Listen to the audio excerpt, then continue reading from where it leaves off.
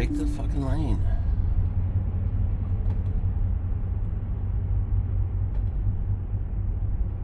You're like one of the most indecisive fucking vehicles ever sometimes.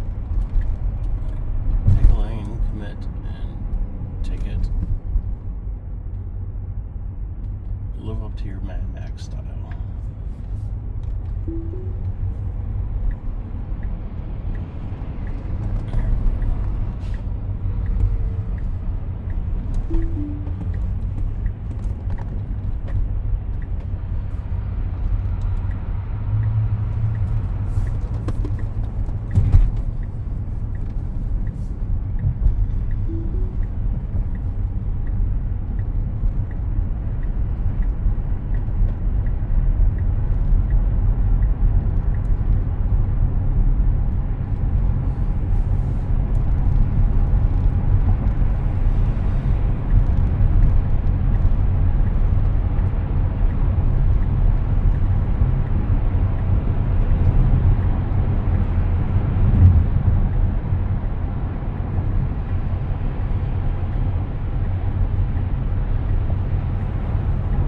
Updating the meeting time and attendee list.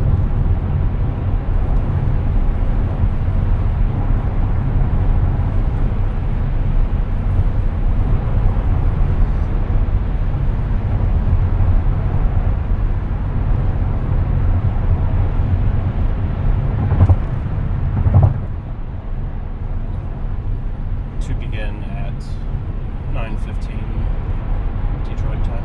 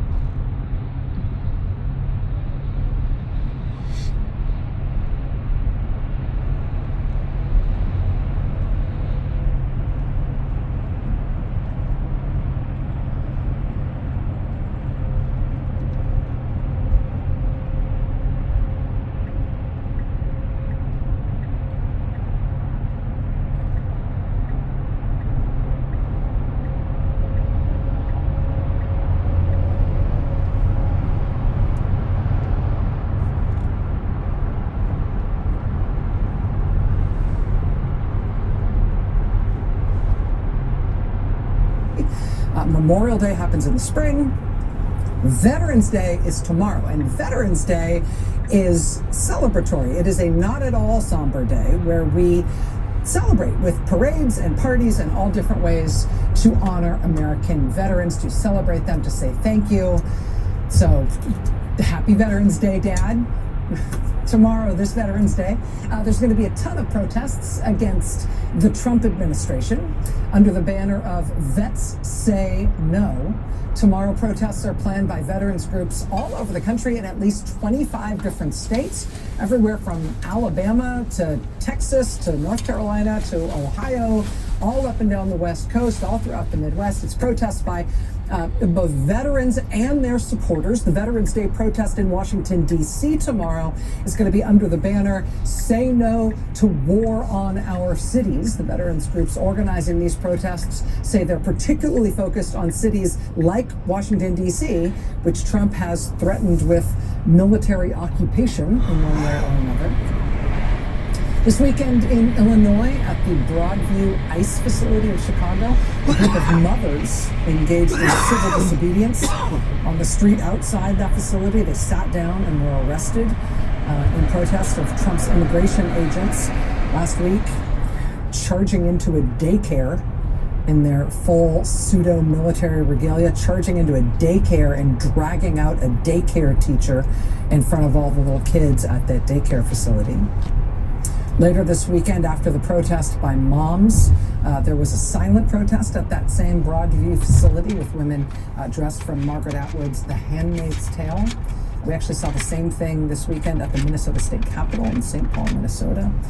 There were protests this weekend in Waltham, Massachusetts. People marched to the Waltham District Courthouse, which they say is one of the courthouses that's effectively being used as a trap by Trump's immigration agents. People turn up there because they are compelled to as part of the immigration process or some other legal process, and then Trump's immigration agents lay in wait there to arrest people. Protests against Trump and his immigration raids also this weekend at City Hall in Santa Maria, California. Also in Portland, Oregon, another place where Trump has tried to send troops. This weekend in Portland, saw doctors and other medical professionals protesting in their white coats.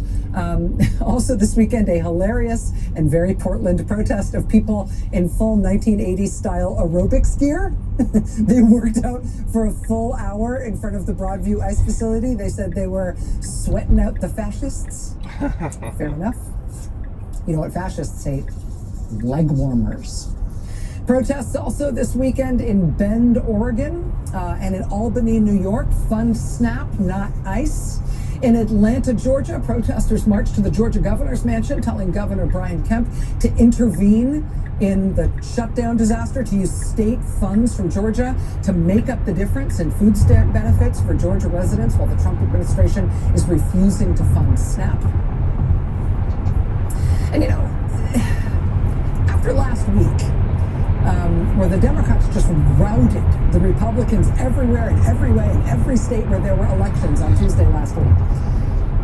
I gotta tell you, I really thought after those election results, I particularly thought that night we were getting off the air after midnight on Tuesday night, after like 5 or 6 hours of election coverage, which was just relentlessly positive for the Democrats and relentlessly disastrous for the Republicans all night long. I really thought getting off the air on Tuesday night and looking ahead to these next few days that we might see something new and truly bananas from Trump. That navigation. Or shocking even for him stunt to try to change the subject, Seriously, to try to what the stomp fuck on is the up with tail that? of the story of total Democratic domination in last week's elections. But we saw just kind of the regular amount of craziness from Trump in the next few days. We got, Trump appearing to fall asleep multiple times in public, including at a televised event in the Oval Office. We got Trump flying out of Washington, again, at the end of last week to go to yet another weird party at his gold mansion in Florida. And this one didn't have the Great Gatsby Roaring Twenties theme that the last one had, but it did have synchronized swimmers. Synchronized swimmers for Donald Trump's amusement, dressed in American flag swimsuits, expertly splishing around to patriotic music for him. while his administration at that moment was rushing to the United States Supreme Court to get the court's help in their quest to not pay for food stamps anymore. So, I mean, it's not like Trump, in the wake of that election disaster for Republicans last week, it's not like he took great steps to try to repair his image, right, in the wake of the election results, to the extent that him sort of doing this Marie Antoinette, let them eat cake vibe hasn't really been working with him, with American voters. He's not taking any steps at all to improve that. I mean, Trump's approval ratings are as bad as they've ever been. In this latest CNN poll, his disapproval number is worse than where he was in the immediate aftermath of January 6th. Right? He's knocking down the White House so he can build himself a gilded ballroom. He's putting big golden decorations and like strip mall gift shop style gold cursive lettering all over what's left of the White House, turning it into something just really embarrassing. He's hosting these repeated, elaborate parties at his private club and going golfing and having the American people send $20 billion to Argentina because he says the Argentinian people are suffering, while he's literally fighting to keep food from the American people. His FBI director is charging the taxpayers for private jet flights to go visit his girlfriend. His defense secretary is bulldozing the military and then kicking generals and admirals out of their military housing so Trump's cabinet officials, like him, Pete Hegseth, can take those houses for themselves. Not just destabilizing the U.S. military, but essentially looting it for their own use. Trump administration paying ICE agents without interruption so they can keep terrorizing frickin' daycares in Chicago, while they're refusing to pay air traffic controllers, which has resulted in more than 5,000 flights being canceled over the weekend and another 2,000 canceled just today. It's not like they're doing anything to shore up their image in the eyes of the American people. In the wake of last week's election results, Trump has not seemed to change course at all. Even when the polling last week showed that the public was blaming him and the Republicans for the ongoing shutdown disaster, even when the election outcomes in states where Republicans really want to be competitive, states like Virginia and Georgia and New Jersey and Pennsylvania, even upstate New York, election outcomes in all of those places less than a week ago showed Democrats not just winning everywhere, but winning by blowout, unprecedented margins, and in every conceivable race. Winning seats that they haven't held for decades. In some cases, winning seats they haven't held in a century. Now, after that electoral rout by Democrats less than a week ago, surprisingly, I admit I was wrong. Trump didn't do anything weirder than usual to try to step on the tail of that story, to try to change the subject, to try to make the triumphant Democrats look weak again instead of strong. He didn't do anything different. Now, the people who really changed course, the people who intervened to change the story, to stomp on the tail of that Democratic victory and make the Democrats look weak and confused and divided and aimless, were, of course, the Democrats themselves. Democratic Senate leader Chuck Schumer could not hold his caucus together in the Senate.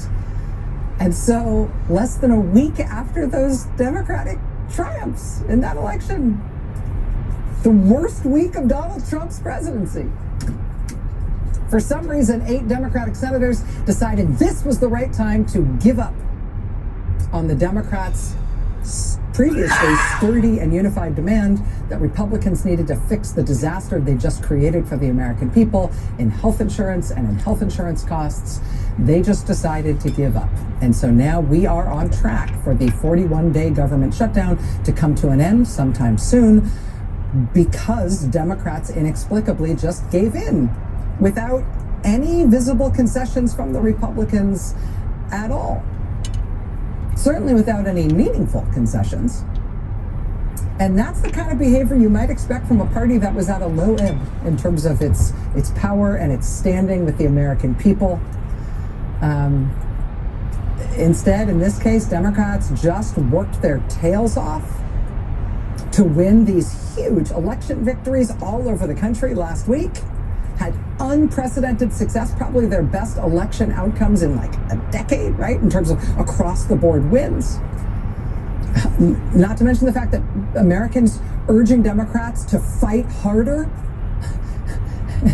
Americans urging Democrats to stand up and take an even tougher stance against Trump and the Republicans.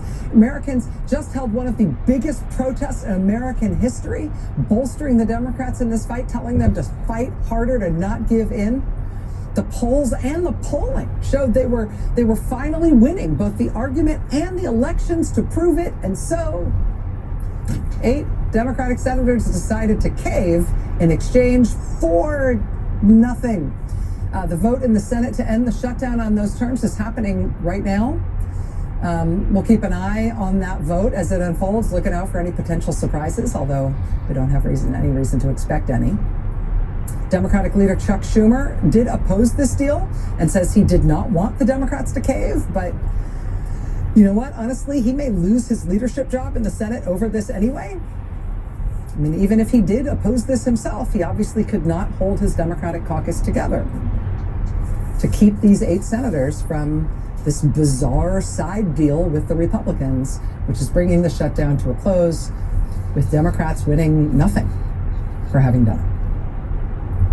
Senator Bernie Sanders of Vermont is rip-roaring on this issue, as you might imagine. He's going to join us live here from Washington in just a moment.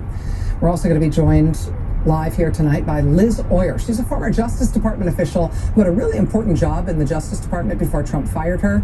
I will also say Liz Oyer happens to be one of those lawyers who can explain things so well. You want her to be like whatever the adult life equivalent is of your homeroom teacher. Like, you want her to be the teacher of everything. Honestly, I think if Liz Oyer had been my math teacher, I'd be doing quadratic equations as a party trick to this day. I think that there is, she has a real talent for explaining complicated stuff. And I've asked her to be here with us tonight because there's a bunch of craziness. And what really seems to me like a bunch of crazy failure that is unfolding this week on the legal front. Specifically, what appears to be some really bad lawyering inside the Trump administration. A bunch of these things is about to come sort of to a head all at once, all over the course of this week. And I want to know what it means and how it might change things going forward. Let me explain. Take, for example, Virginia. Eastern District of Virginia, just outside Washington, D.C., very important jurisdiction as a U.S. Attorney's Office. You might remember that they removed the U.S. Attorney in the Eastern District of Virginia recently, and they instead installed a woman named Lindsay Halligan, who is a random Florida insurance lawyer and Trump fan who had never so much as prosecuted a traffic ticket. It's under Lindsay Halligan's estimable authority that U.S. Attorney's Office in the Eastern District of Virginia brought federal criminal charges against former FBI Director James Comey for supposedly lying to Congress, and against New York Attorney General Letitia James for supposed irregularities in her mortgage paperwork. Now, the reason that I've got eyes on that this week is because, I don't know, I'm not a lawyer, but this looks to me like it's about to blow up in their faces. And I say this, I don't mean to cast aspersions on the, innate charm and abilities of somebody who's never prosecuted a case, who's suddenly in charge of one of the most important U.S. attorney's offices in the country.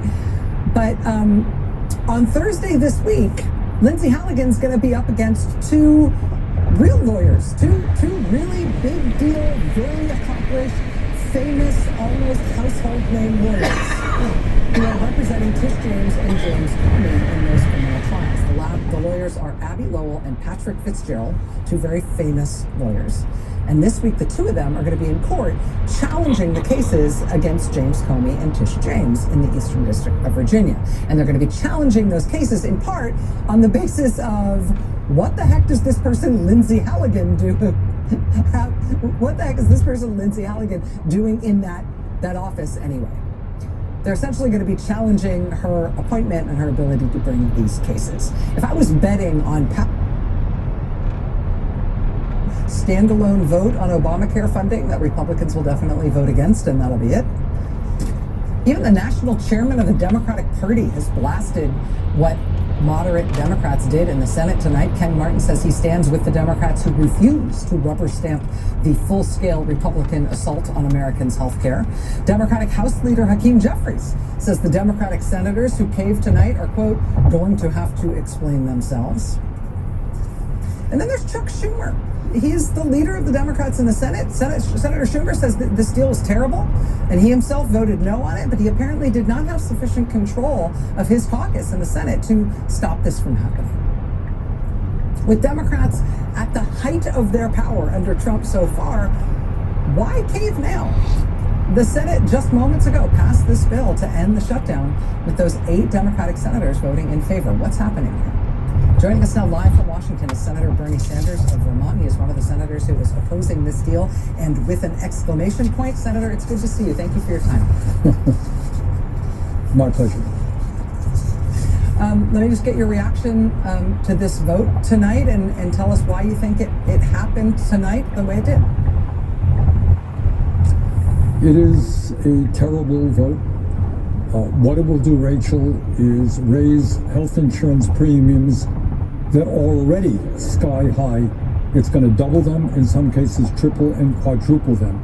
It's going to pave the way for 15 million Americans to be thrown off of Medicaid. 15 million people. Studies suggest that when you throw low-income and working-class people off of the health care they have, some 50,000 will die unnecessarily every year.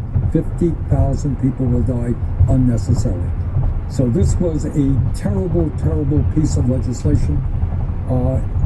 Democrats, as you just indicated, had the wind at their backs. They came off an extraordinary election. We came off last month having 7 million people coming out and say, no kings in America. And what we lost in this vote is not only the suffering that's going to take place with people can't afford health care. You're going to have a president who says, see, I always told you, the Democrats are weak, and yes, I'm an authoritarian, I want more and more power, and you can't stop me. That's what this vote was about. I think a lot of people who agree with you on the substance here, Senator, may be torn tonight between sort of righteous anger at the Democrats who chose to give up their point of maximum leverage and to cave, as you said, to reward Trump for what he's done around the shutdown, to reward him for the pain and the cruelty with which he foregrounded his actions in the shutdown. But they may be torn between that anger and feeling like Democrats fighting each other right now is the last thing we need. We have such a threat to this country, to the existence of our democracy as a country. This can't be the time for Democrats to, say, remove their leadership or engage in scorched earth primaries against one another in electoral politics. I admit to feeling all of those things myself and to seeing a lot of that today among a lot of different people I respect. How do you feel about those conflicting emotions? Look, I think the leadership, this is no great secret. It is my view that the leadership of the Democratic Party in many respects is way out of touch with where Democrats in general are, where many independents are, where the grassroots of America are. The division that we're seeing in the Democratic Party right now are those who get a whole lot of money from wealthy campaign contributors. They hire consultants. I got to tell you, that consultant class is so far removed from reality, it is really quite pathetic. That's one wing of the Democratic Party. And there's the other wing. And that is what Mamdani did in New York. He ran a campaign which says, you know what? We're going to take on the oligarchs. We're going to create a city that is affordable. And he put together an extraordinary grassroots movement, some 90,000 volunteers. Now, needless to say, I happen to agree with the latter approach. And I think we need candidates all over this country who understand that it is insane that one person, Elon Musk, owns more wealth than the bottom 52% of American households. That it is insane that in the richest country on earth, we are the only major nation not to guarantee health care to all people as a human right. That we don't have paid family and medical leave. The people can't afford housing. Rachel, this is the wealthiest nation in the world. And we should not have an economy and a government that works for the people on top while 60% of our people live in paycheck to paycheck.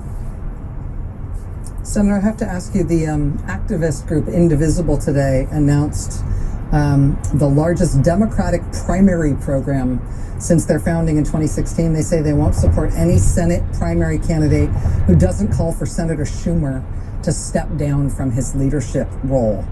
I have to ask you if you support Senator Schumer retaining his leadership role, if you think this kind of a primary campaign is right-minded.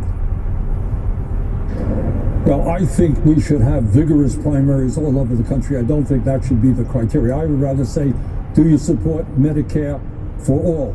Do you support an end to Citizens United? Do you support having a wealth tax on billionaires? Look, what you got right now, Chuck Schumer is part of the establishment. And I'm sorry to say that many people in the Democratic caucus are part of it. I would say we have 8 or 9 out of 47 people who I would consider to be progressives. So you can argue, and I can make the case that Chuck Schumer has done a lot of bad things, but I think getting rid of him, who's going to replace him? Who's going to replace him? The issue right now is doing primaries, getting people involved in the political process who are going to create a government and an economy that works for everybody, who have the guts to take on the oligarchs. So I think we need to take on the Democratic establishment all over this country. Vermont Senator Bernie Sanders, it's a pleasure to have you with us tonight, sir. I know it's a difficult vote for you tonight. Thanks for being here. Thanks very much. Take care. All right, we'll be right back. Is Pilates for you?